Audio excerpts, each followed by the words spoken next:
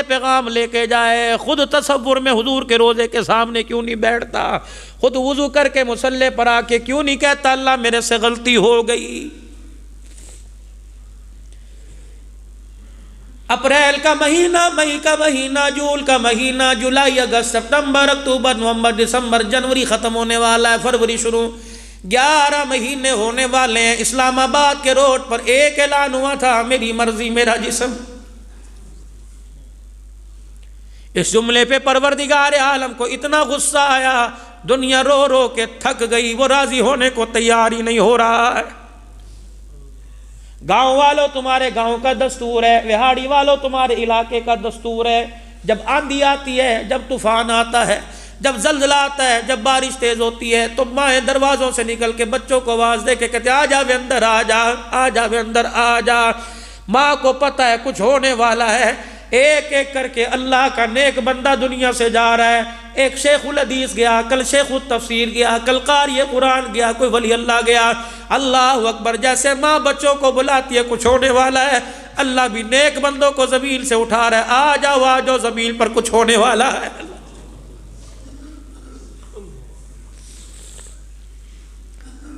اتنی بڑی بغاوت اللہ کو پسند نہ آئی، فرمایا فرعون نے کیا وہ تو تھا، نمرود نے کیا وہ تو مردود تھا، قارون نے کیا، تم تو میرے نبی کے امتی تھے۔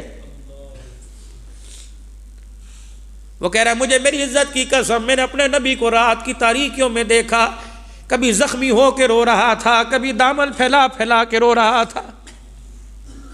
نہیں یقین آتا، جنت میں ایک کونے میں، جنت البقیع میں 9 نبی کی گھر والیاں لیٹی ہیں۔ جاؤ بعد اب اماں سے جا کے پوچھو، جاؤ جا کے ماں سے جا کے پوچھو، پیٹ پہ پتھر باندھ باندھ کے کیا امت کے نام لے لے کے رو رہا تھا۔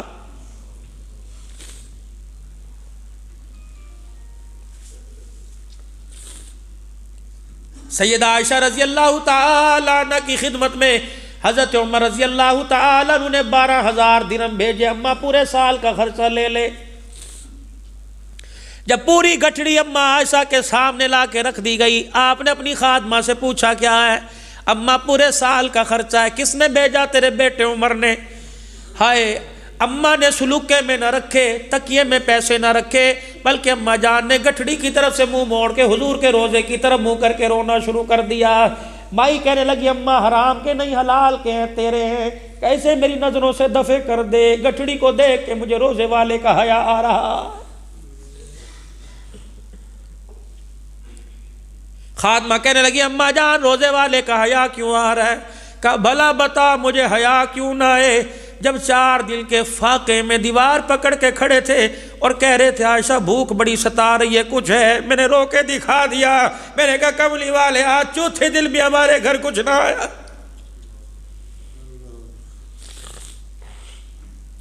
کیسی اسنا میں عشاء کی اذان ہوئی، بلال نے اذان دی، نماز پڑھنے کے لیے تشریف لے گئے۔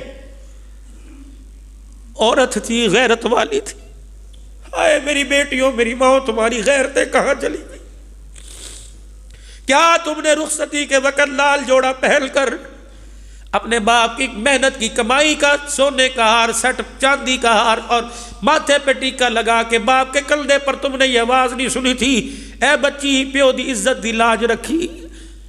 اپنے خاوند کے سامنے بد زبان نہ بننا، کبھی روٹی کپڑے کا سوال نہ کرنا۔ میری بیٹیوں تم وعدہ کیوں بھول گئی؟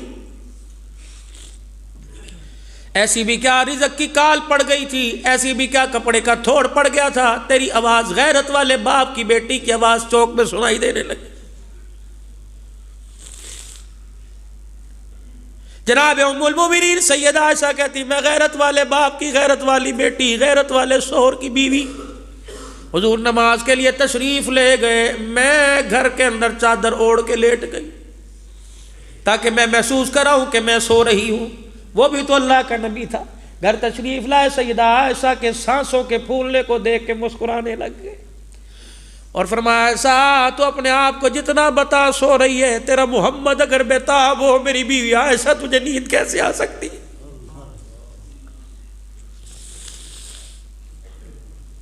اما عائشہ کہتی میں دیکھ بھی رہی تھی، چادر میں سے سوراخ تھا، میں حضور کے چہرے کو دیکھ رہی تھی، تھوڑی دیر میرے پاس کھڑے ہو کے مسکرائے اور پھر اپنی چرپائی پہ جا کے لیٹ گئے کہ میں نے ہلکی ہلکی رونے کی آواز سنی، میں تڑپ کے اٹھی، میں نے دیکھا چرپائی کی بائیں کے ساتھ پیٹ کو چپکا کے رو رہے ہیں۔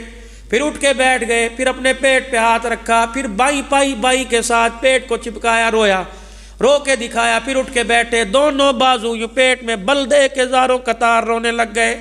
ماں کہنے لگی پھر میرے سے رہا نہ گیا، میرے چادر اتاری، چھلانگ مار کے میں قدموں میں جا کے بیٹھ گئی۔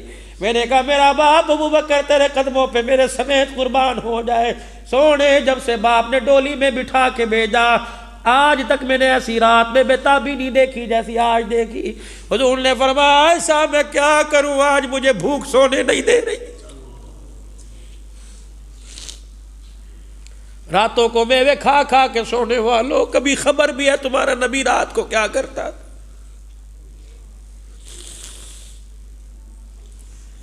کہ اٹھا گٹھڑی کو لے جا، جب وہ ہی نہیں رہے تو میرے پیسوں کا کیا کرنا؟